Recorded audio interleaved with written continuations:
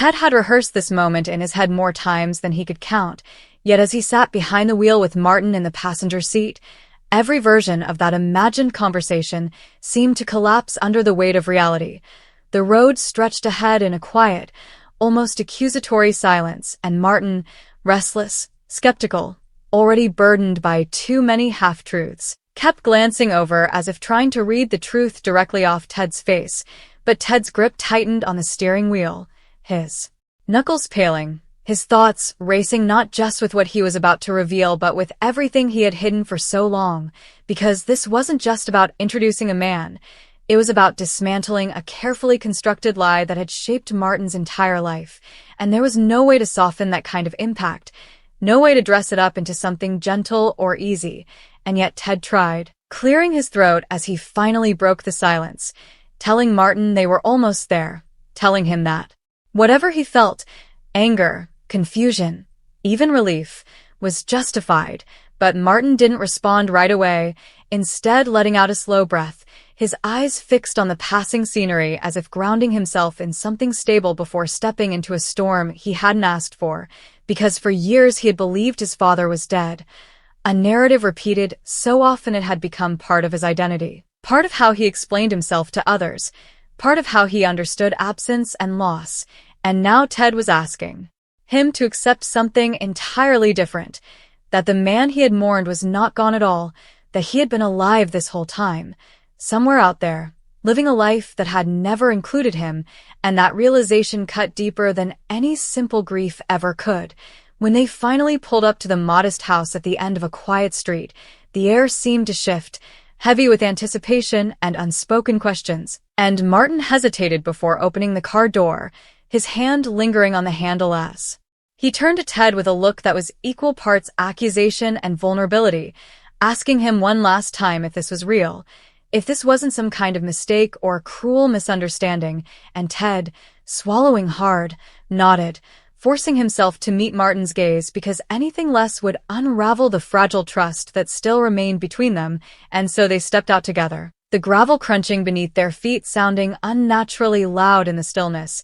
each step toward the front door, feeling like crossing a threshold into something irreversible. Inside, the man they had come to see, older now, marked by time and regret, paced nervously, having spent the morning preparing for a meeting he wasn't sure he deserved, replaying his own memories of choices made and chances lost, wondering what kind of son he would be facing, and whether there was any space left in Martin's life for him at all, because guilt had a way of distorting hope into something fragile and uncertain, and when the knock finally came, it echoed through the house like a verdict, freezing him in place for just a moment before he forced himself forward, opening the door to come face to face with a past he could no longer avoid. The moment their eyes met, everything else seemed to fade. The years of absence, the explanations waiting to be spoken, even Ted's presence just behind Martin, because what remained was something raw and immediate, a recognition that didn't rely on memory or familiarity, but on something deeper, something instinctive, and Martin felt it even as his mind resisted, even as anger surged up to meet it, because this man, this stranger, was somehow not a stranger at all, and that contradiction hit him all at once, leaving him standing there, caught between the urge to walk away and the need to understand, while Ted watched from the side, his own chest tight with the knowledge that he had set this in motion and could not control where it would lead, that whatever happened next belonged to Martin and the man who had given him life, and perhaps that was the hardest part of all, letting go, stepping back, and allowing the truth, however painful, to finally take its place in a story that had been built on silence for far too long. The silence that followed stretched far longer than any of them expected, thick and suffocating, as if even the air inside that small house understood the magnitude of what had just happened and refused to move too quickly past it. Martin's chest rose and fell unevenly, his mind racing to catch up with what his eyes were seeing, because no amount of preparation could have truly equipped him for the reality of standing face to face with the man he had buried in his memory years ago, and yet here he was alive, breathing, watching him with a mixture of hope and fear that felt almost unbearable to witness. The man opened his mouth as if to speak, then hesitated, his voice seemingly trapped behind years of regret, and that hesitation alone was enough to ignite something sharp inside Martin, a spark of anger that quickly flared into something much bigger, because to him, this wasn't just an emotional reunion. It was a reckoning, a confrontation with every unanswered question, every birthday that passed without a call, every moment he had needed a father and found only absence instead. "You don't get to look at me like that," Martin finally said, his voice low but trembling with intensity, cutting through the stillness like a blade, and the man flinched slightly, as if he had expected the anger, but still wasn't fully prepared for the force of it, while Ted remained near the doorway, unsure whether to step in or stay back, knowing that this wasn't his moment to control but also feeling the weight of his own role in bringing it about, his guilt simmering just beneath the surface as he watched everything unfold. "Like what?" the man asked quietly, though the answer was already written all over Martin's face, in the tight set of his jaw and the pain in his eyes, and Martin let out a bitter, disbelieving laugh, shaking his head as he took a step inside, almost as if he needed to claim the space in order to process what it meant. "Like you've been waiting for me," he shot back, his words heavy with accusation. "Like you didn't just disappear and let me think you were dead," and that word, dead, hung in the air like a ghost, forcing all of them to confront the lie that had shaped so much of Martin's life, and the man swallowed hard, his gaze dropping for a moment before he found the courage to look back up, because there was no escaping it now, no retreating into silence or excuses, not when the truth was standing right in front of him demanding to be heard. "I never wanted you to believe that," he said, his voice rough with emotion, and Martin's reaction was immediate, a sharp shake of the head, a step backward as if rejecting the very idea. "But you let me," he countered, his voice rising now, the hurt spilling over into something raw and unfiltered. "You let me grow up thinking I lost you, that I didn't have a father anymore, and all this time, you were just what? Living your life?" And the question wasn't really a question at all. It was an accusation, a demand for accountability, and Ted could see the toll it was taking on both of them, could feel the fragile balance teetering on the edge of collapse, but still he stayed silent, because stepping in now might only make things worse, might rob Martin of the chance to say everything he had carried for so long. The man took a slow, measured breath, as if bracing himself for what needed to come next, and when he spoke again, there was no attempt to deflect or justify, only a quiet, painful honesty that seemed to settle into the room. "I made a choice," he admitted, and those 4 words, simple as they were, landed with a weight that neither of them could ignore, because they stripped away any illusion of misunderstanding or circumstance and revealed the truth at its core.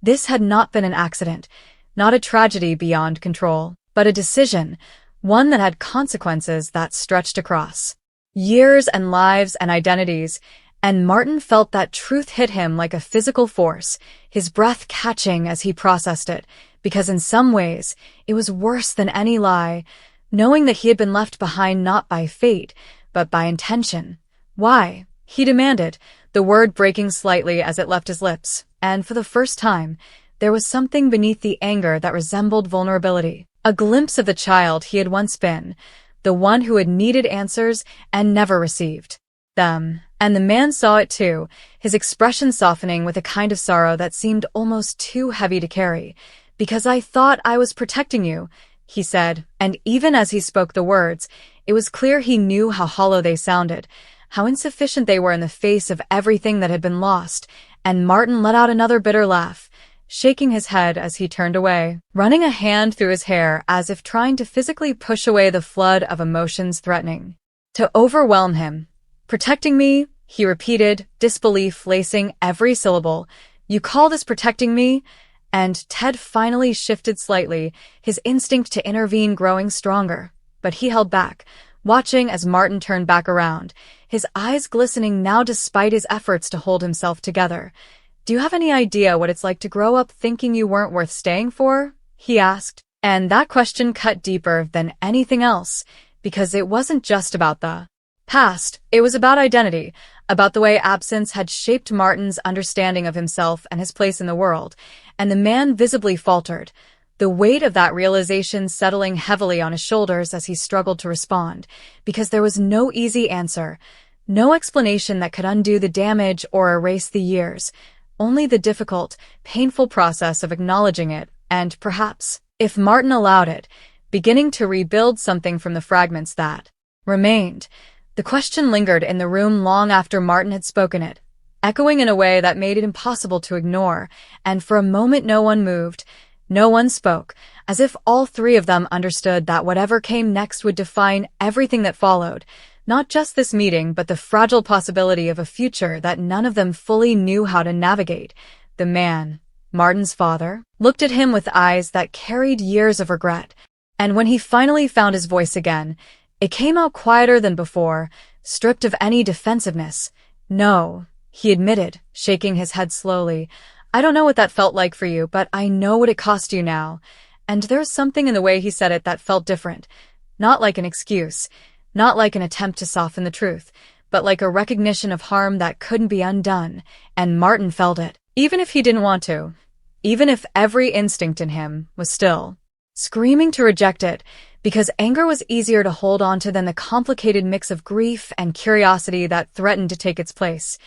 "Knowing now doesn't change anything," Martin replied after a beat, his voice steadier but no less intense, and he crossed his arms as if bracing himself against whatever might come next. "It doesn't give me back the years you weren't there." And Ted shifted slightly at the edge of the room, the weight of that statement hitting him too, because he had been part of the silence, part of the decision to keep the truth buried, and while his reasons had felt justified at the time, hearing Martin say it out loud made it impossible to ignore the consequences anymore. "You're right," the man said, nodding, his expression tightening with the effort of holding himself together. "I can't change what I did. I can't give you those years back." And for a second it seemed like he might stop there, like he might retreat into that acknowledgement and leave it at that. But then he took a step forward, tentative but deliberate. "But I'm here now," he added, and that simple statement landed in the space between them like something fragile, something that could either be accepted or shattered depending on how Martin chose to respond. And Martin let out a slow breath, his gaze dropping to the floor as he processed it, because part of him wanted to dismiss it outright, to point out how easy it was to say those words after the damage had already been done, but another part, quieter, harder to admit, felt the pull of it, the possibility that maybe this wasn't just about the past, that maybe it was also about what came next. "Why now?" he asked finally, lifting his eyes again. And the question carried a different weight than the ones before it, less explosive but no less important, because timing mattered, because showing up after years of absence raised its own set of doubts and fears, and the man hesitated for just a moment before answering, as if choosing his words carefully. "Because I ran out of reasons to stay away," he said, and there was a kind of honesty in that answer that felt almost disarming, not polished or rehearsed but raw and imperfect. "I told myself for a long time that you were better off without me, that I'd only make things worse if I came back into your life," he continued, his voice tightening slightly. "But the truth is, I was scared of facing what I'd done, scared that you'd hate me." And Martin's jaw clenched at that, a flicker of something crossing his face. Anger, yes, but also something more complicated, something that hinted at understanding even if he wasn't ready to fully embrace it. "So you stayed away because it was easier for you," Martin said. And while it sounded like an accusation, there was less heat behind it now, more of a weary acknowledgement of the reality they were both confronting, and the man nodded, not trying to argue the point. "Yes," he said simply, and that admission seemed to settle something in the room, not resolve it, not fix it, but shift it slightly, as if they were moving from confrontation into something more honest, more grounded in reality rather than assumption. Ted, who had been silent for so long, finally stepped forward a little, his presence no longer something that could remain in the background. "Martin, I know this is a lot," he said carefully, his voice measured, "and I know you have every right to feel the way you do." And Martin glanced at him briefly, the tension between them still there, still unresolved, because Ted had his own role to answer for. But for now, Martin didn't push back, didn't redirect his anger toward him, because there was already too much to process, too much unfolding at once. And he needed to stay focused on the man in front of him, the one whose existence had just rewritten his past. "I'm not asking you to forgive me," his father continued, picking up the thread of the conversation. "I'm not even asking you to accept me, not yet," and he paused, as if giving Martin space to absorb that. I want a chance to know you if you'll let me." And there it was, the first real indication of what he was hoping for, not a clean slate, not an immediate reconciliation, but an opportunity, however small, to start building something where there had been nothing before, and Martin felt the weight of that choice settle on him, because this wasn't just about whether he believed his father deserved that chance. It was about whether he himself was willing to open that door, to risk being hurt again, to step into a relationship that came with no guarantees. And for a long moment he said nothing, the silence stretching out as he wrestled with everything he was feeling, everything he had lost, and everything he might still gain. When he finally spoke, his voice was quieter than before, less guarded but still cautious. "I don't know what this is supposed to look like," he admitted, and that honesty, simple as it was, felt like a turning point, because it wasn't a rejection, it wasn't a dismissal, it was uncertainty, and uncertainty, in this context, meant there was still a possibility, however fragile, for something new to take shape, and his father nodded, a faint, almost relieved expression crossing his face. "Neither do I," he said, and for the first time since the door had opened, there was a sense that they were standing on the same ground, not as strangers exactly, but not yet as family either, something in between, something undefined. And maybe that was where they needed to start, not with expectations or demands, but with the simple, difficult act of being present, of facing each other honestly, and allowing whatever came next to unfold one step at a time, even if those steps were slow, even if they were uncertain, because after everything that had been lost, even the smallest movement forward carried a weight that none of them could afford to take lightly. Martin stayed where he was, rooted in that uncertain middle ground, the room suddenly feeling smaller now that the initial storm of confrontation had passed and left behind something quieter, but far more complicated, because anger at least had direction, had clarity. But this fragile, uneasy openness required something else entirely, something he wasn't sure he knew how to give. He glanced around the house, noticing details he hadn't allowed himself to see before. The worn edges of the furniture, the framed photographs that didn't include him, the subtle signs of a life that had continued uninterrupted in his absence, and each detail landed differently now, not as proof of abandonment, but as evidence of time that had moved forward for both of them in completely separate ways, and the weight of that realization settled heavily in his chest. "You built a whole life," Martin said finally, his voice quieter, less accusatory but still edged with something raw, and his father followed his gaze, taking in the same room as if seeing it through Martin's eyes for the first time. "I did," he admitted, and there was no pride in the statement, only a kind of subdued acknowledgement. But it always felt like something was missing, and Martin let out a faint, almost involuntary scoff at that,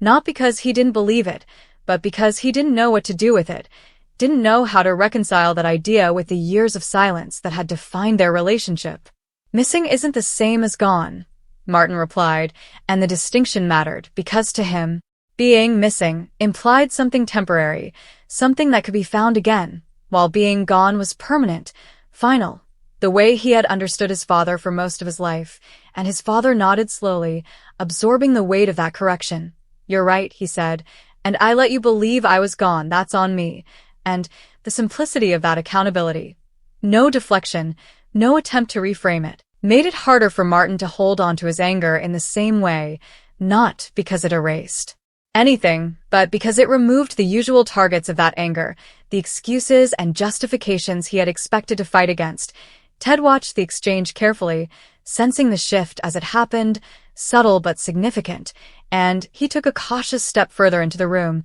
no longer just an observer, but still careful not to intrude too heavily on something that clearly belonged to Martin. Maybe we don't have to figure everything out today.